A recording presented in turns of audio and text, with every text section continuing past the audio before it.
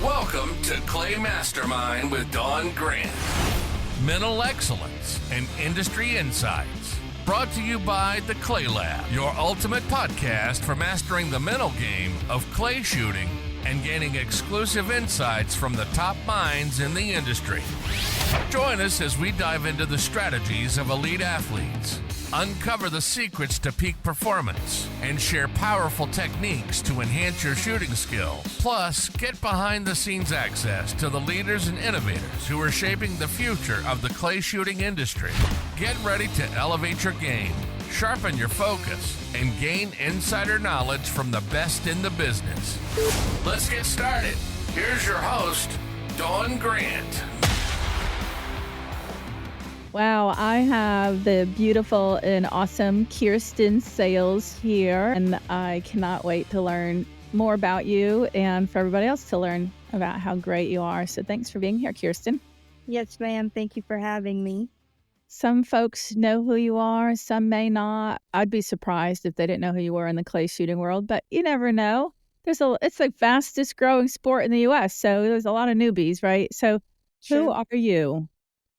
I am Kiersten Sales. I'm 18 years old, located in Okeechobee, Florida. I just started traveling the NSCA circuit this past year. I won BTAC out at Nationals in 2023. I won ladies main event at Jack Links Cup in 2022. I won HOA and SCTP Nationals in 2022 as well. I'm trying to think if there's anything else I'm missing on that note. But this 1 year, the NSCA tour? Yes, ma'am. Throughout my past in shooting, because I've shot for about 8 years, 9 years now, I've always went to like a few closer NSCA, like the U.S. Open, if it was in Georgia or South Carolina, something that was close to me, I went to it. But this past year, I just took and decided to strictly go NSCA and focus and do all of the regionals and the U.S. Open and Nationals. This is my first year doing that. And I mean, I've attended Nationals 3 years in the past, but I've never really strictly focused on NSCA. I got you. That makes sense. So how old? I'm 18. Because you're having some great success just coming out of the box, right? A little bit. You're doing good. Thank you. Tell us your background. What started you in shotgun shooting? Well, my brother, he started out at an SCTP program at Quail Creek, the Young Guns, and he shot that for a year. And then I decided that I was bored, sick of riding around on the golf cart and watching. And I figured that was something maybe I would be interested in. And at first, it's funny, I was terrified of a shotgun. I wouldn't shoot it. I would go outside, load the gun, mount it, and then refuse to shoot it and run inside. Oh, and my. Then, after about 3 or 4 times of doing that, finally I shot the gun. And after that, it just never stopped. So I picked up SCTP, did that for, I think, 7 years. Nice. And then it's just carried on. You said you're down there in South Florida, and you're between Quail Creek and which other club did you say? Vero. I'm an hour from Vero, 30 minutes from Quail Creek, 30 minutes from South Florida, which is where the RC Cup and all that's held. And were you a young gun then? Yes, ma'am. Because I've heard, tremendous things. There's like a good 100, 200 kids or something like that in that program, isn't there? Yeah, the program was huge when me and my brother first started, and it's kind of shrank a little bit. But I mean, you've had a lot of great shooters come from Young Guns. You had Joe Finizzi, because him and his family, they used to run and help with the Young Guns. Joseph Pynchon.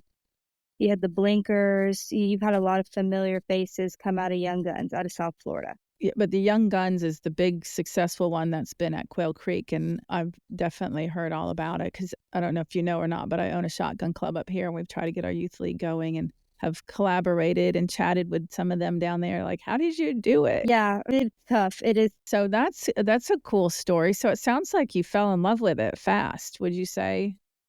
Pretty much. And I've always been an athlete growing up. Like when I first started shooting, I was still doing tennis. I had just got done doing cheer, and I was in gymnastics at the time. So I had kind of gave up gymnastics to start shooting because they're just both so time consuming. So it was kind of pick one or the other. But I've always grown up doing sports. I've played tennis since I was 3. So once it started shooting, I loved it, and it just Hasn't stopped. So you have that competitive gene in you. Slightly. Does your brother still shoot? He doesn't. I mean, sometimes he's one of those shooters. He'll pick up the gun twice a year, and go to an NSCA shoot and shoot, mid-80s, no problem. But he works full time with Florida Power and Light, and he loves working and he loves fishing. And that it's just his passion. It's what he loves to do. But he's always been a pretty good shot. Yeah. Do your parents shoot? No, my mom, she'll pick up the gun at practice and shoot like once or twice. And then she's like, my shoulder hurts. And, my dad, he says his eyes aren't good enough to shoot. So it's just me pretty much. Okay. All right. But they're on board with traveling around with you and going to these events? 100%. Yeah. 100%.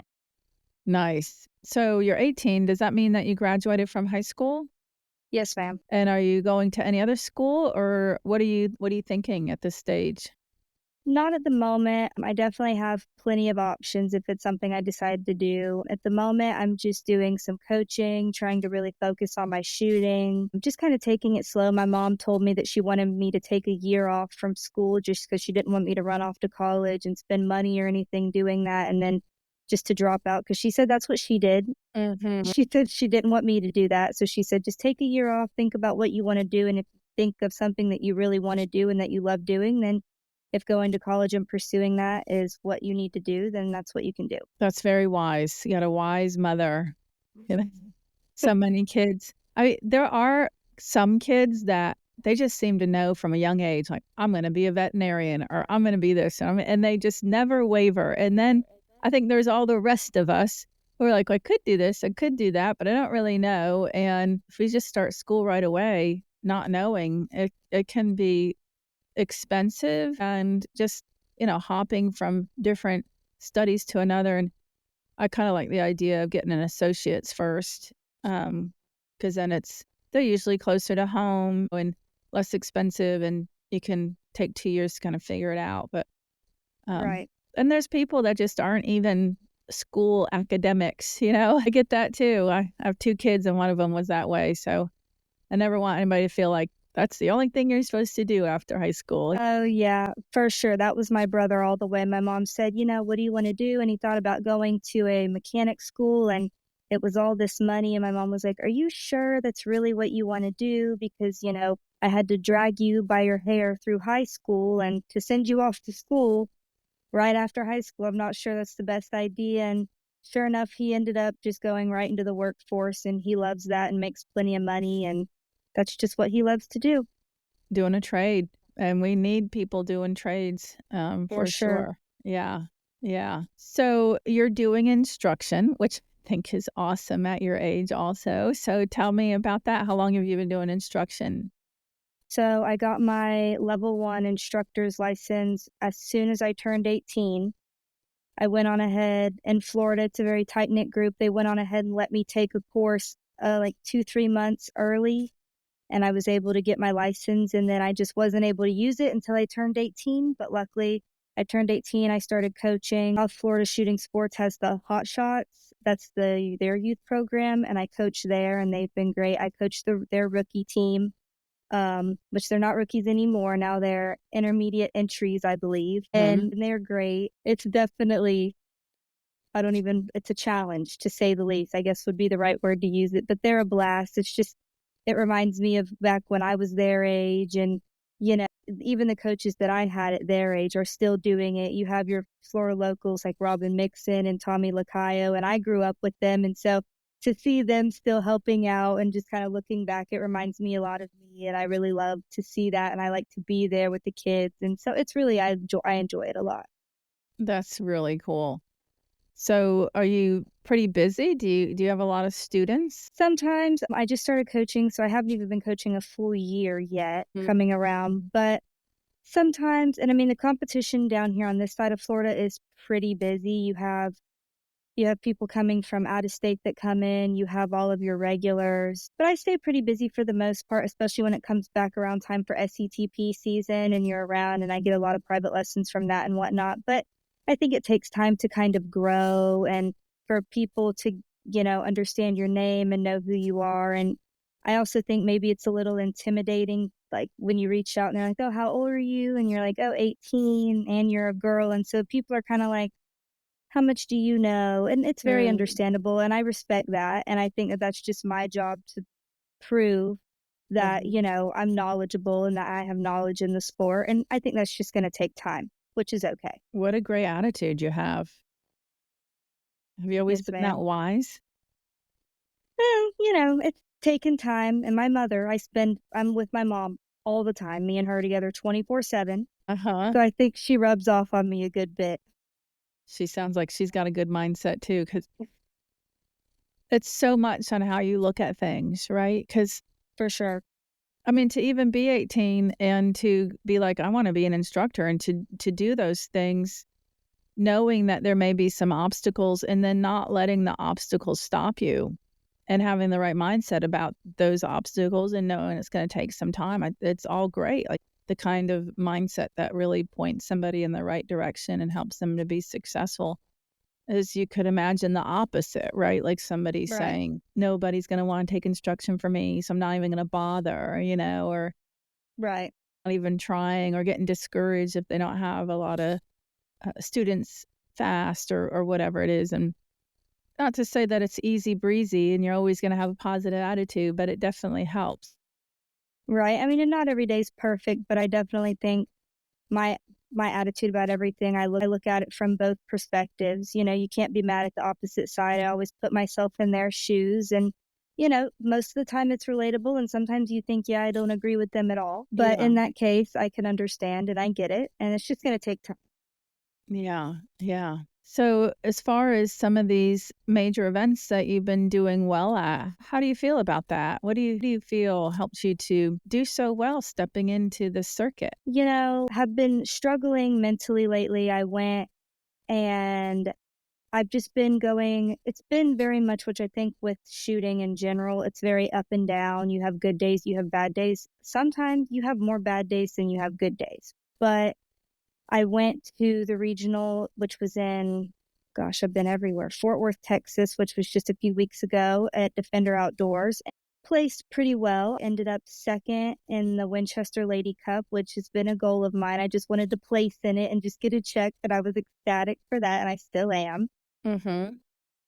So that was really enjoyed that, and I also placed, I think, second and 5 stand, and that was really good, and then I went to the Diamond Classic, and I've really struggled. I struggled there, and I struggled prior to that, but I think it comes and I just every time I struggle, I think, "What can I do better? What needs to be fixed?" Whether it's mentally, whether it's physically, I've been, you know, losing weight. I've been on a weight loss journey. I'm down, like, 40 pounds within the past year, so with that That's comes gun impressive. fit. Mm. With that comes gun fit change, and, my coach, Mike Luongo, he's in South Carolina, and he's a good 10 hours away from me, so it's not just running down the road and, changing the gun, and so I think that with all of those changes, when you lose weight and you need to change the gun or, something's going on, for me personally, and I try to tell myself, it's not that serious, like, don't think of it that deep, but to me it is that serious, and to me it does run that deep because for me, the gun fitting right and the gun moving well is confidence, and if I don't have confidence, my shooting feeds into that. I told my mom the other day, like for me, a lot of shooters I've noticed, like I talk to them and they say, "Oh, I practice, once or twice a week or 2 or 3 times a month." And for me, I need to practice 3 or 4 times a week, and I don't think it's necessarily just because I need to, stay refreshed or whatever. But I told my mom, I think that the reason I need to practice so much is almost to feed my ego, to Mm. know that I'm moving the gun well, that, I'm making good shots. I like to see targets break hard. And so when I have the gun in my hand and I'm witnessing that, my confidence is very high. And I just think that's what I feed off the best. And it's the same thing in a tournament. If I start off rough, it doesn't mean if I run 3 stations back to back and I'm hitting targets hard, I can feel my confidence start to creep up higher and higher. And then my shooting will quickly progress after that. And it's not like that all the time. But, sometimes you get on those rolling highs and it's the greatest moments, but it's not always like that. Another great way to look at it. And you're absolutely right about confidence. I like to say that confidence is like a bowling ball, and you just throw it down that alley and it knocks out all these pins, and all the pins are like worry and doubt and second guessing and fears and trying too hard and overthinking and overanalyze, like all those potential issues that keep you from being your best. Confidence will just swipe them all out. And so you're onto something there with recognizing that you should feed your confidence. And I wouldn't necessarily say it's your ego. I mean, we all have ego. You're right about that. But ego can a lot of times be about being self-centered and kind of all about me and this is the right way, that's the wrong way, I'm right, you're wrong, all that kind of stuff. But, you can have confidence with humility and recognize how vital it is and how important it is to feed it. And that's what you're doing. If you can think of confidence like you're feeding it steak dinner every time you go out there and you're like, no, and knowing yourself, because everybody's different, right? But knowing yourself 2 to 3 times a week, I'm going to feed my confidence steak dinner. Right, exactly. And I mean, and it's not easy, and I just find that when, like, I think right before I had went out to Texas, I was practicing, I was feeling good. I went out there and I performed pretty well, and I had told mom, I was like, I feel good, everything. And then and it, as quickly as you can gain it, I found I can lose it even faster. Like, it's there 1 minute and I feel like I'm on top of the world, and then I turn around and it's like there's a wall, and I'm like, okay. And it's constantly an obstacle, and that's why, if shooting was easy, everybody would do it. But Life lessons too, because that's how life can be too, right? You can be riding the wave, kind of like a surfer. You're riding the wave, everything seems to be going easy, and then all of a sudden there's like these periods of time where it's like what is you're at a going on? firing range. Yeah. I feel like the way that we or a competitor handles being in competition has a lot to do with them as a human and how they would handle situations in their life. And it's almost like it's magnified at a tournament. Like, let's look at all my personality flaws and all my personality strengths underneath the microscope for 2 days or 3 days or whatever, because they're going to show up. If you're doing well, if you're not doing well, if this happens, if somebody says the wrong things, all these possibilities that can stir you up, and they'll either bring out the worst in you or the best. Yeah, 100%. I agree. So what challenges do you feel that you have faced so far in your shooting life? Well, where do I begin? Is definitely a good place to start. I was doing really well, kind of rolling off of 2023 at the Nationals. I was doing good. I was feeling confident with my gun, and then I was offered a sponsorship, and I took it with another company, and I changed guns, which I was so excited about, and everything was great, and I tried really hard to make it work. And unfortunately for me, I couldn't get it to work. And I don't know why. And I tried really hard for a good 6, 7 months. And, we all know the sport's expensive, practice is expensive. And I had just put so much into it and I wasn't getting anything out of it. And I had to make the difficult decision to, give the gun back. And I had to, give up the sponsorship, which, looking back now, as great as it was, I don't regret my decision at all. Mm-hmm. And that's another thing that I think a lot of people don't understand, especially like young and upcoming in the sport, is that, sometimes things, as much as like a sponsorship or things like that, as much as it seems great, I've quickly realized that I was working so hard to have a sponsorship and to have those things. And when I had it, it was almost like the pressure and everything. I couldn't, and it's like I couldn't find it. And I had lost my love for shooting. Mm-hmm. And I had to give that up to find that again. And I'm starting to find it again, thankfully, which I knew I would.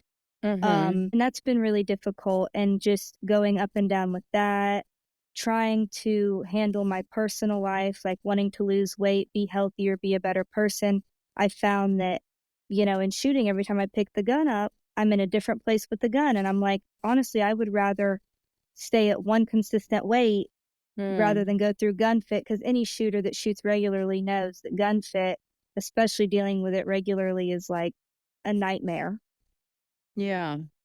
And so, I've been struggling with that, and those are current struggles that have just kind of hit all recently within the past year. But I also think that going through that, it's going to be worth it. I think that a lot of it has tore down my confidence, and it's okay. I think, sometimes you have to break down to build back better.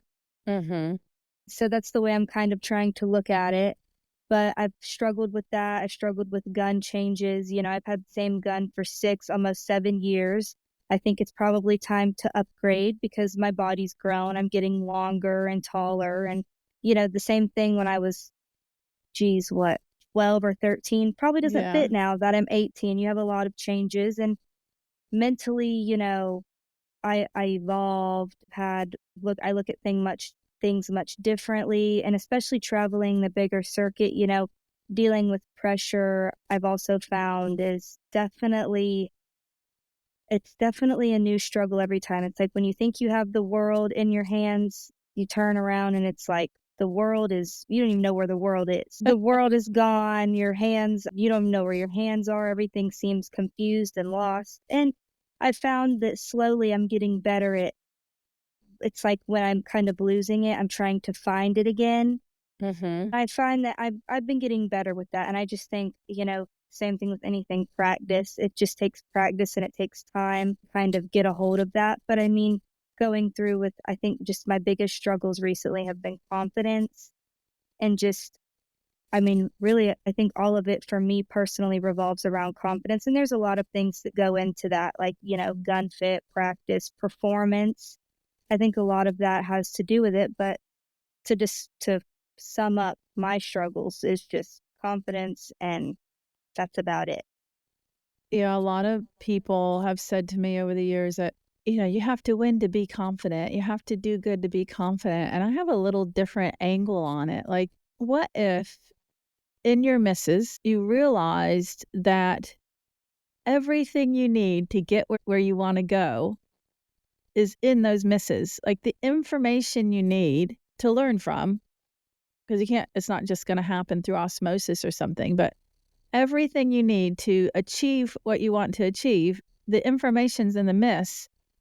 And what happens is we end up being upset about the miss instead of, all right, it's not going to give me the score that I wanted or hoped for, and I have to be careful now because I could avalanche and then or get really down or frustrated or whatever. So if you can like deliberately manage all those things and realize there's good, even what we would consider bad, you're not tearing down your confidence then.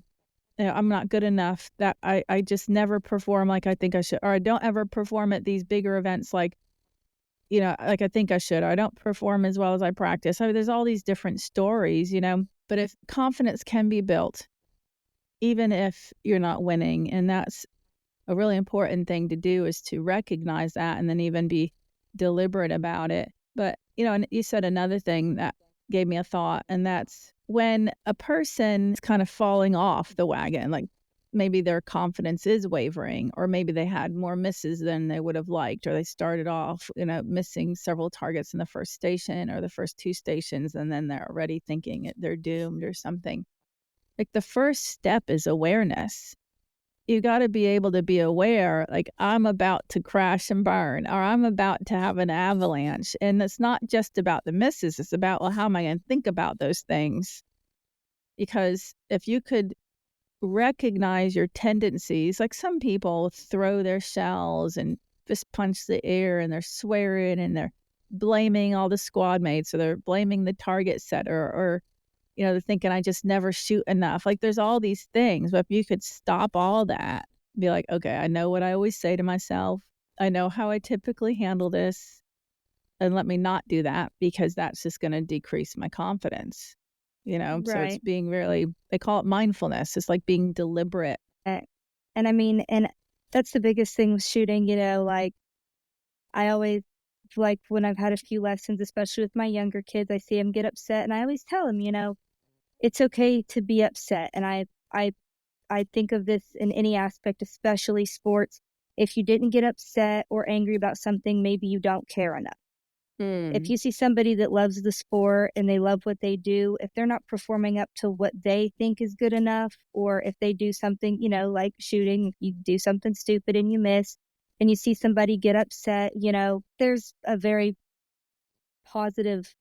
fine line when I speak on this, getting upset or throwing shells, I, as Mhm. is anyone, I may, throw a shell, but I mean, obviously I don't go crazy and, kick the bucket over or, go on a rampage. But I always tell, kids or anyone that's shooting, if you didn't get upset or you didn't get angry, you know, it's normal to be upset. It's normal to be angry. But, all in all, if I do get upset or angry, I always think I'm never upset like, oh, these targets are stupid or, oh, my teammates or, my squad mates are doing this wrong or that wrong.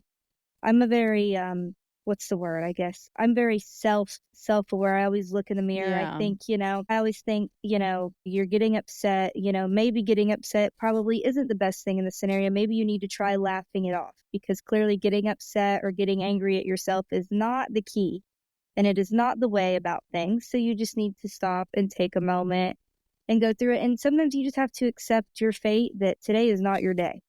You're just Mm. going to have a bad day and, try to make the best out of it, whether it's having a good time, whether it's, okay, I'm struggling and I've been doing this consistently. So I'm going to figure out today what my problem is and what I can do to make it better.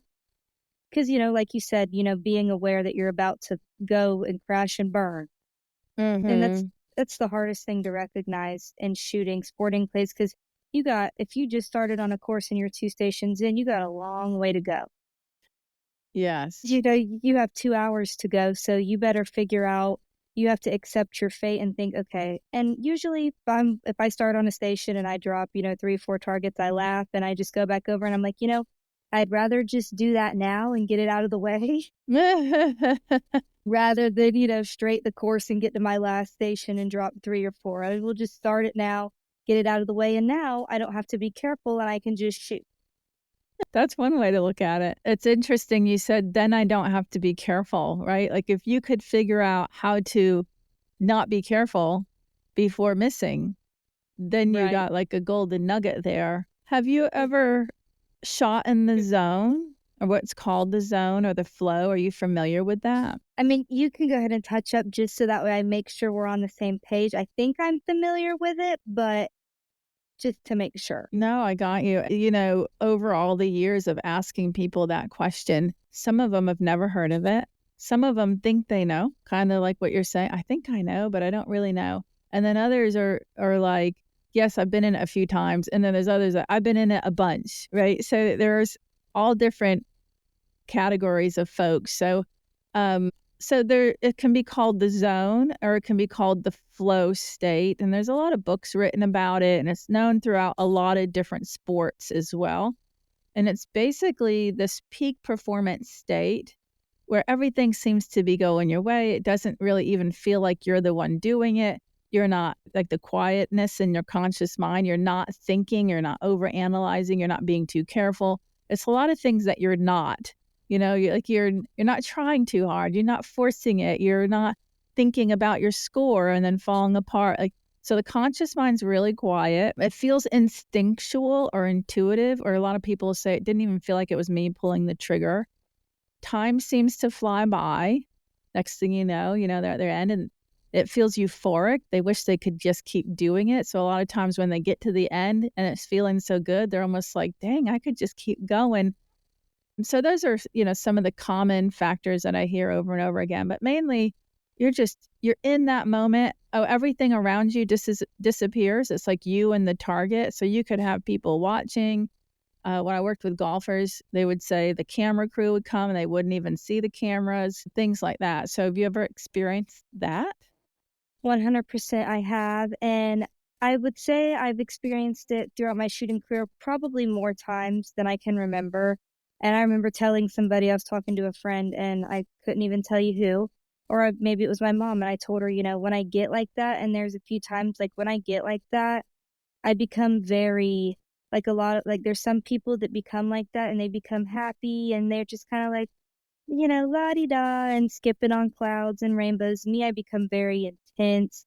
I've become very like one tracked and I get like this blank stare and it's happened before. It just happened recently. I can't remember, probably in Texas at Defender. And it's just like this boost of confidence. And it's like I've said before, I'm so into it and like I'm so in the moment that Mm-hmm. I'm not even there. Like I'm Yeah. so into it that it doesn't even exactly like it doesn't feel like me pulling the trigger. Like it feels like I'm just up in my head watching everything go on. Like I'm not even the one doing it. Yeah. And like I feel like I'm just maybe in a video game or I'm watching a movie and I just, it's just going on and I'm there 100%.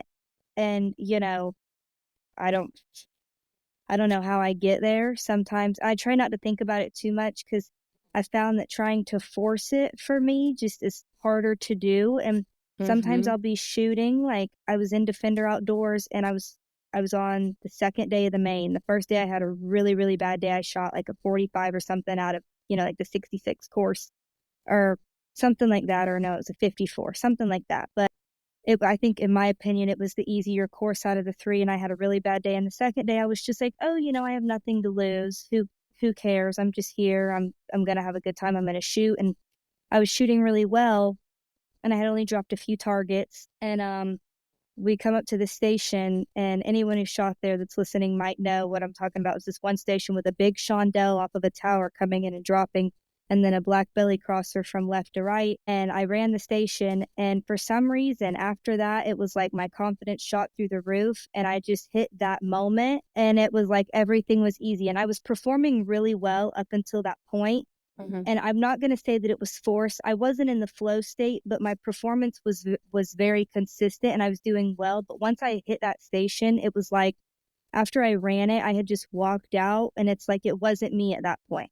Like I had just stepped out of my body at that point, and the Mm-hmm. rest of the course, the other 4 or 5 stations I had left were just, it was like it wasn't even happening. Everything was extremely easy after that. Isn't that something? So you hit the nail on the head that when you said it feels like, you're just, I don't think you said zombie, but it was something that you're just in that space.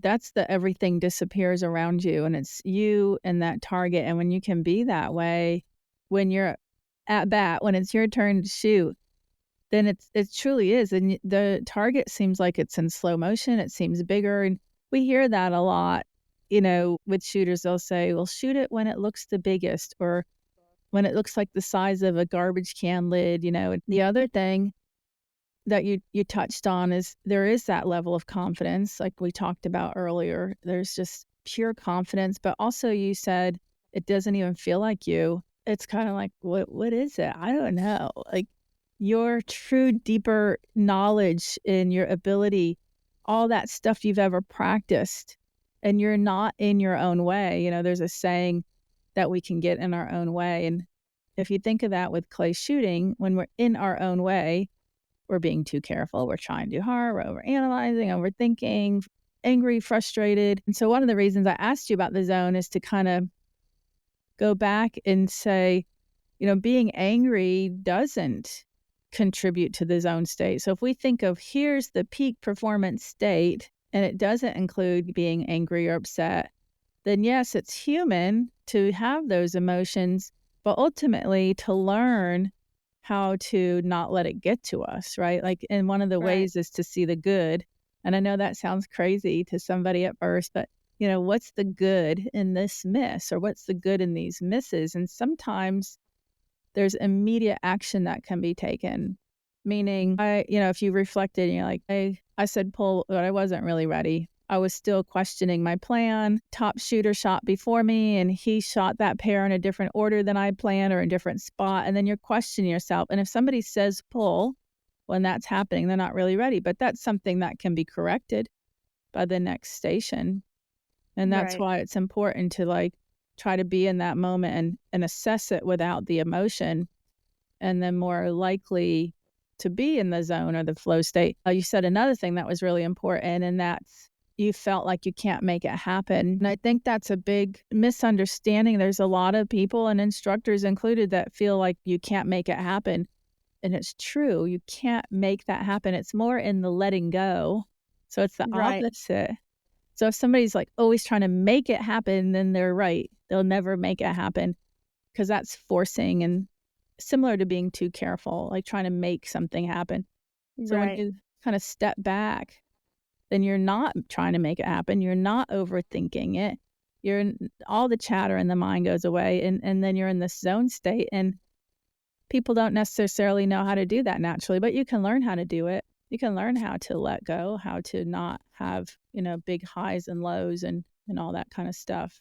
Right. Which I mean, and it makes within all the confusion when you talk about it, and like I've told my mom, like, I know I sound crazy saying like that I don't like it feels like it's not even me. And she's like, well, no, it doesn't sound crazy. And because, people that have never been there, of course, it's going to sound absolutely off the cuff, like you're talking crazy. But within all that, it makes sense that something being in the flow state, because it's so intuitive and it's so your reaction without you doing it, it would make sense that you could learn how to get there, but trying to make yourself get there, it's just hard to do. It's like once the body becomes one and it's with your mind with no distraction and no extra thought, then you're there. But to try to get your mind and body to be on the same page, I've had it happen plenty of times, but the times that I've tried to make it happen, a few times I'm not going to say lucky because I don't think that's the word, but the few times that I've gotten there and I'm like, okay, I'm here and this is nice. And I think that I'm like, wow, like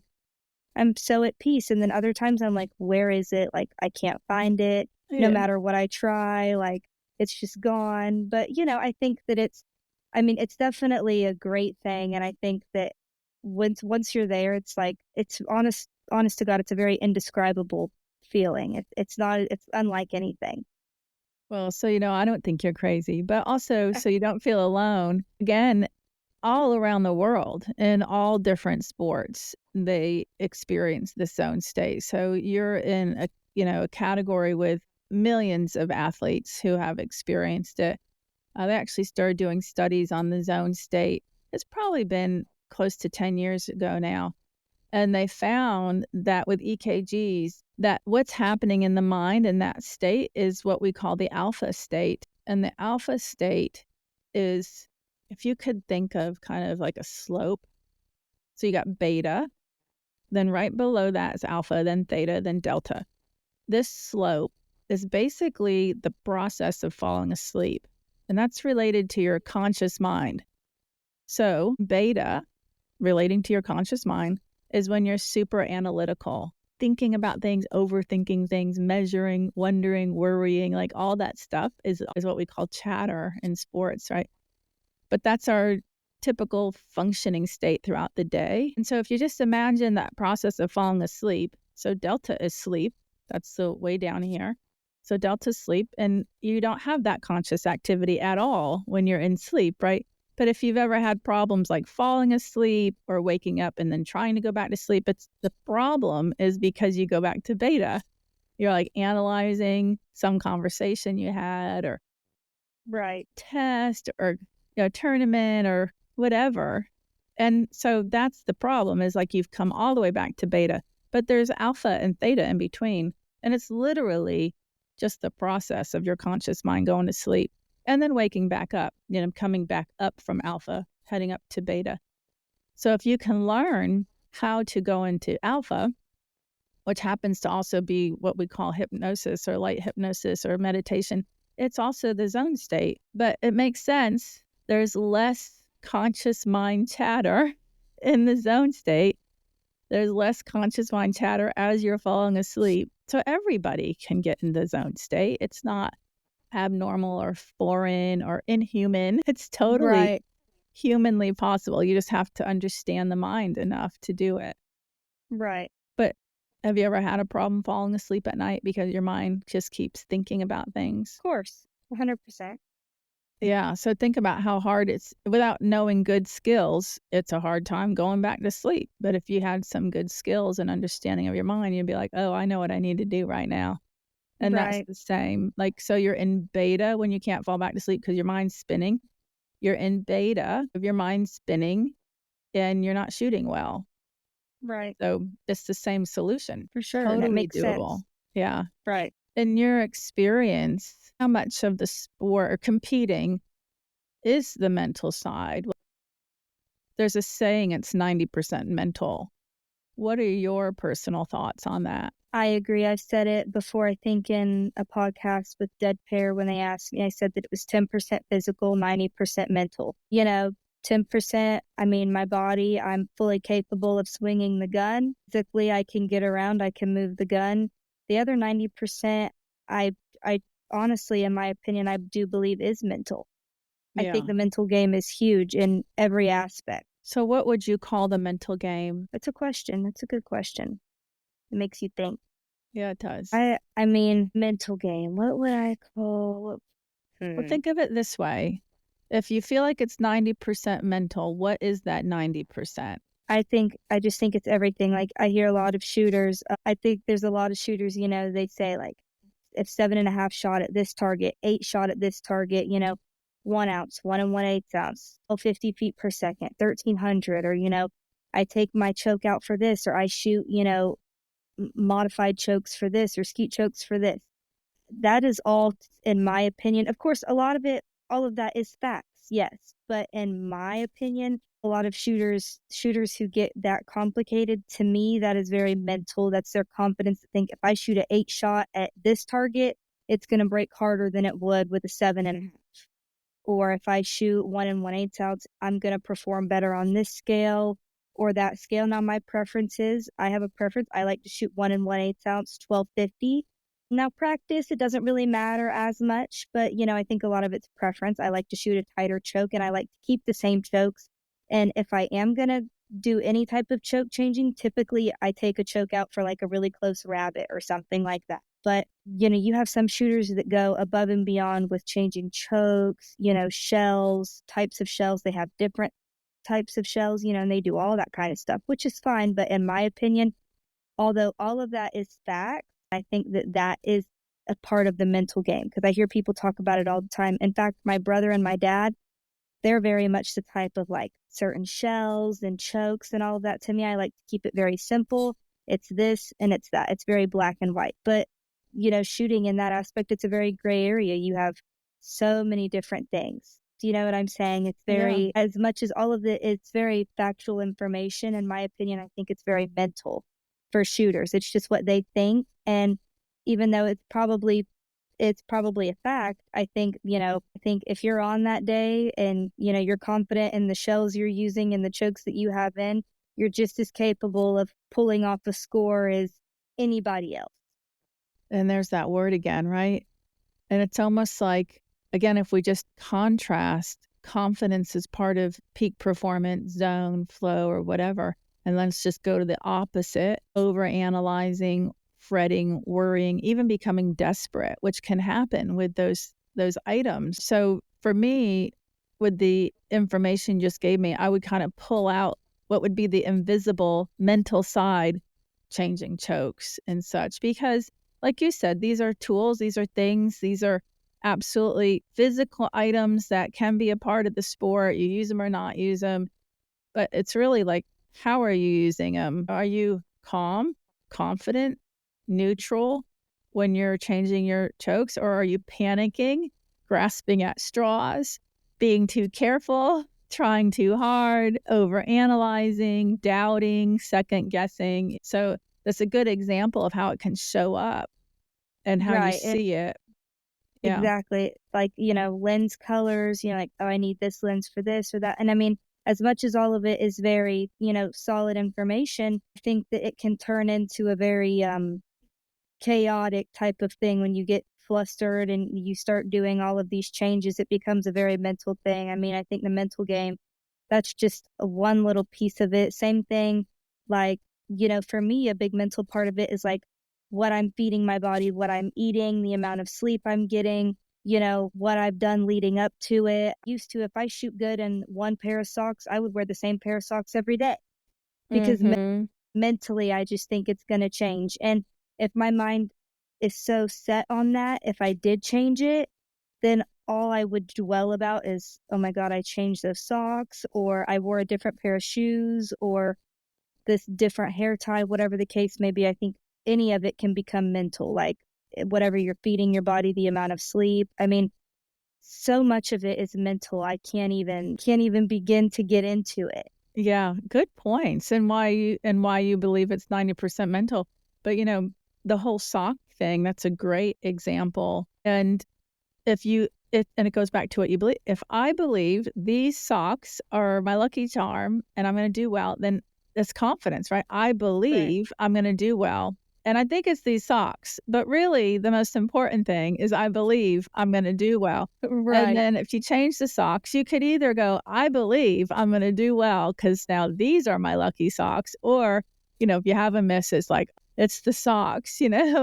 Exactly. That's like exactly what the human mind reverts back to. It's like, oh my God, I changed something. So now it's just going all bad. And like, it's just, there's so much that feeds into it. It's just, I can't even. I'm glad you brought up like how you eat and all that, because I believe the same way. I call it the 7 elements of peak performance. Like, how are you eating? How are you drinking? How are you sleeping? What's your physical fitness and endurance? What's your faith even? What's your mental game? What's your mechanics?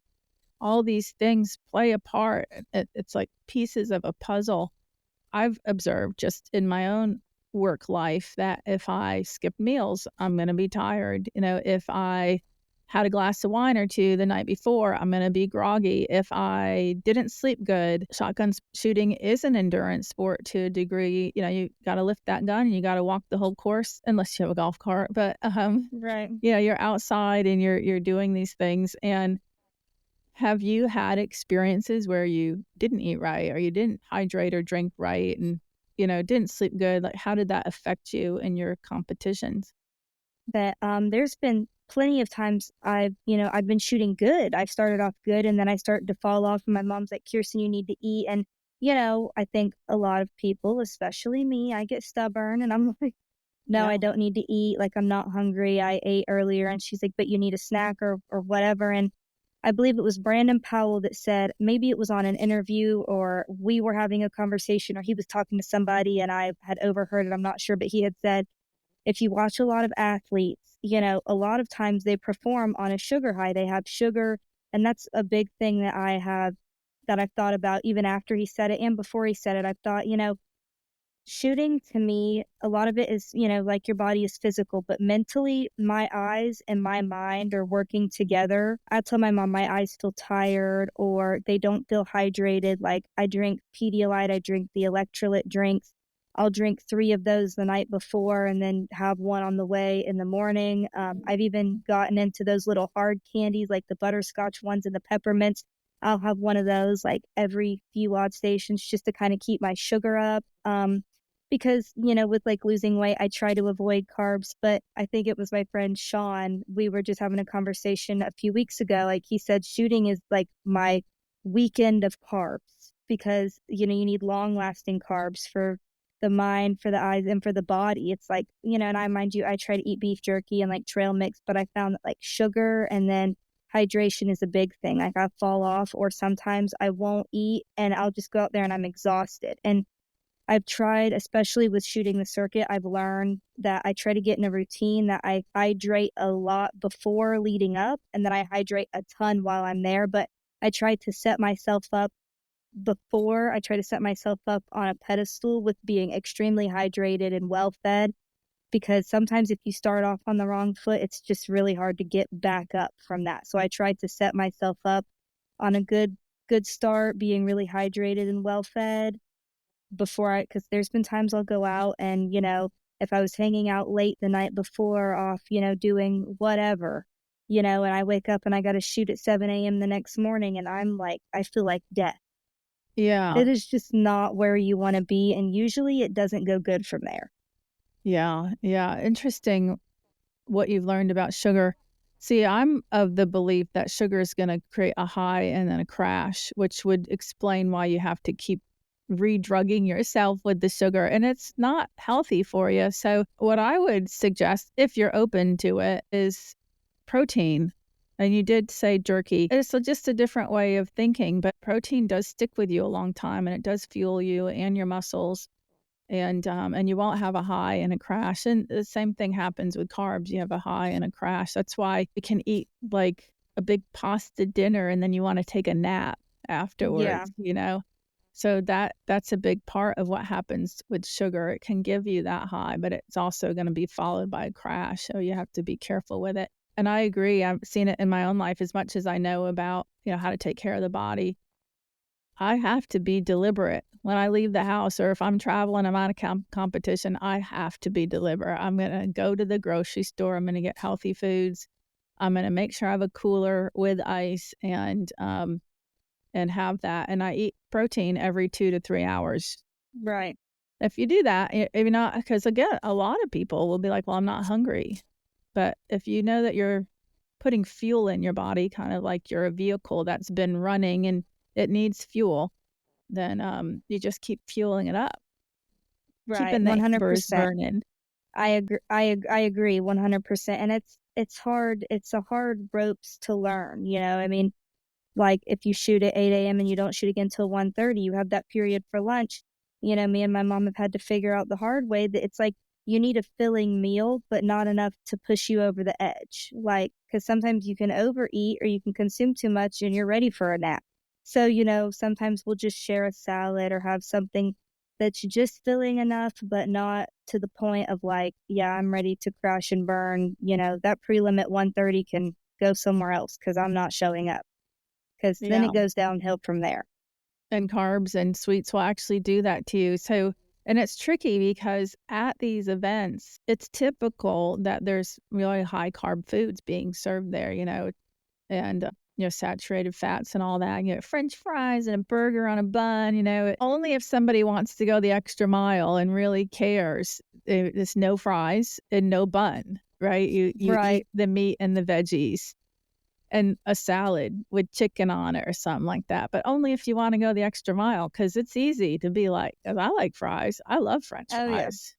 Very Who easy. doesn't? Especially if Yeah. you're really hungry and you're outside and you're worn out and the sun's been beating on you. You're like, I could go for a burger and fries, Exactly. And sometimes if you're going to have that, I know sometimes I've been out and I've shot 3 events and I have one more, and sometimes I'll get the French fries or whatever, but I won't sit and eat them all at once. I'll just have a few here and there leading up to it, and then I'll just kind of snack throughout the time rather than going and like gorging it in all at once and then feel sick. Sometimes I'll just kind of snack throughout the time, but we try to bring our own snacks like beef jerky, trail mix, and like I said, the candy with the sugar, because who doesn't love candy and sugar, I guess.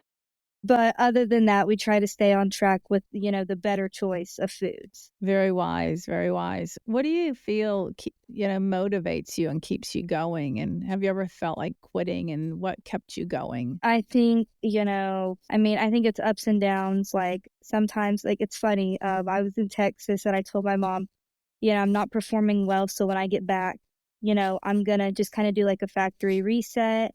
And I told her we were going to go on a juice cleanse for like a day or two. And we were just going to because I told her I felt like my mind was kind of weak. And for me, I feel like a juice cleanse, I mean, saying no to food is already hard enough, much less. So I told her, we're going to go on a juice cleanse, and I'm actually on one right now. I went yesterday and I have the rest of today to go. And it has been hard. Yes. Hard on her, and it's been hard on me. But looking back now, like yesterday, I thought I was going to collapse at like 3:30. I'm like, oh my God, I'm going to die. Like, I can't make it through tomorrow. And here I am at, 5:30, 6 o'clock, and I've got 3 juices left, and I'm pretty sure I'm going to be just fine. And it's a very mind over matter issue. There's been times, where I've just felt really beat down and I just can't continue on. I've told mom, like, I'm done and I want to quit. And she laughs and she's like, no, you don't. You're going to get back home. And sure enough, I get back home and I'm like, I'm ready. And sometimes, I'm a very competitive person and love watching people shoot well. I love watching, my fellow friends or just fellow competitors as is, win and perform well, especially after they've been struggling, because to each their own, we all have our struggles. And so enjoy watching everyone succeed after struggling just as much as myself. But with that, sometimes it's good for me to lose because I've watched people lose or I've lost to people and just tell myself, I am just as capable as being up there with them as the next person. And I feel like I'm not putting in enough. And for me, it's motivating to lose because sometimes it gives me that extra fuel that I need to put in the extra work. That Mm-hmm. sometimes I think, well, I'm shooting enough and I'm doing this and it's not good enough. Well, maybe I'm not working out enough. I'm not eating right. I'm not eating as well as I should be or whatever the case may be. And that's how I felt coming off the Diamond Classic, that I just mentally, I'm not pushing myself to be as strong as I need to be. And I think that as much as a lot of people will say, like shooting has evolved me as a person in my personal life 100%. The way that I carry myself in shooting and mentally and physically with people and relationships has evolved me in my personal life now. But I think I told my mom, and I say it here, I think my personal life, I need to mentally become stronger, like control, like doing a juice cleanse or whatever the case may be, you know, and I just think that mentally, if I can overcome this for 2 days, I can do anything, because it's hard enough. So with that, and I mean, I think everyone, I went through a burnout phase when I was around 15, 16, just got the driver's license. And 2 years after that, I've been nonstop, and honestly, I don't think I'll get burnt out anytime soon, if ever, because I think about shooting all the time. I live, eat, sleep, breathe shooting. I'm leaving Tuesday to go up to see Mike in South Carolina. We're gonna practice and get some things fixed and get things right, and when I get back, I'm gonna continue to practice all the way up until nationals, and, I'm looking forward to it, most definitely, and I think that I went through my time of kind of being burnt out and feeling defeated, but I've learned that, like, the more I get defeated, the harder I bounce back every time. And so I feel like I've become less defeated and I just keep feeding it and I just keep getting better and better. And when I see results and I feel like, I think the biggest empowerment and the biggest burst of like confidence and the motivation that I get is like getting in the flow state. When I get there, I feel like an animal. I feel like I'm unstoppable. And so I think Mm-hmm. like I want to I'll work 100 times harder if I could just get there again. So, I Right. mean, hitting time zones like that where I find the flow state and I'm very, aware and I'm shooting good. And I just think, I would give anything to be there again. And that's even more motivation for me than anything. You have a really great way of expressing yourself and some really good insight. Where do you see yourself in 5 to 10 years? Well, I think sometimes I've been really bad about, not giving myself the credit that I deserve. And looking back now, going through the struggles that I have in the past 6 to 8 months, and like, I told myself, I should be excited about the little wins, like placing runner up in the Winchester Lady Cup. I was thrilled about that, and I still am. I think in 5 to 10 years, I would like to see myself at the top and being at the top, but consistently staying there, not just shoot good this time and, not perform as well the next. I would like to consistently be at the top, shooting well, traveling, giving lessons, and I would really like to be successful in that. And I think that I'm capable. It's just going to take some time and a lot of practice and a lot of effort. Nice.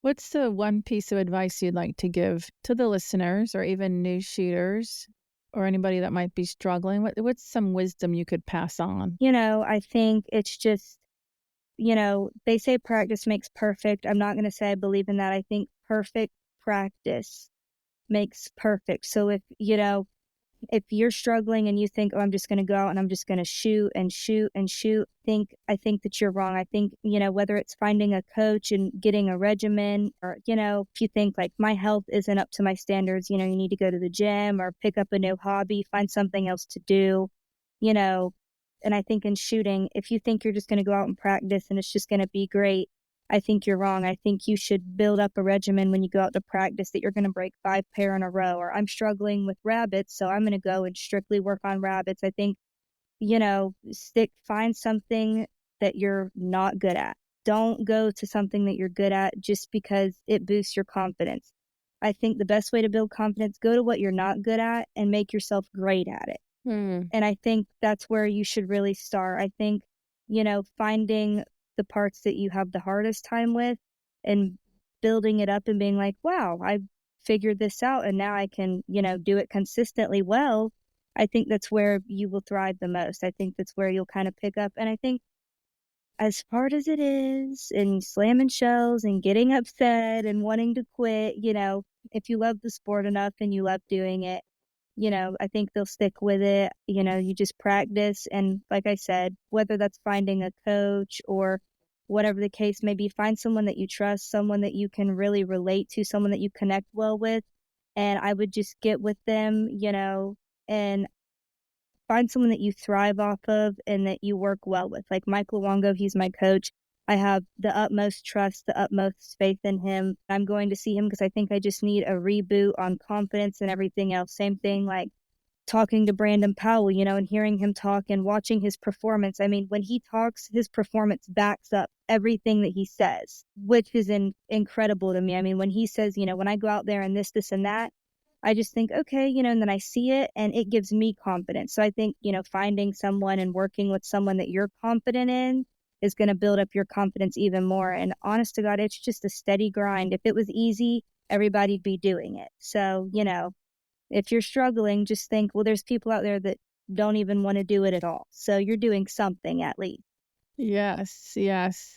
That's some good advice. Very, again, wise words. I want to tell all the listeners that if they go to dawngrant.com/free, that they can get a bunch of free stuff, whether it's my mental training, hypnosis, Mind Mastered app, or even at my Shotgun Club. So check out that stuff, and they can follow me on any of and all of the social medias. Let's shout out to your sponsors.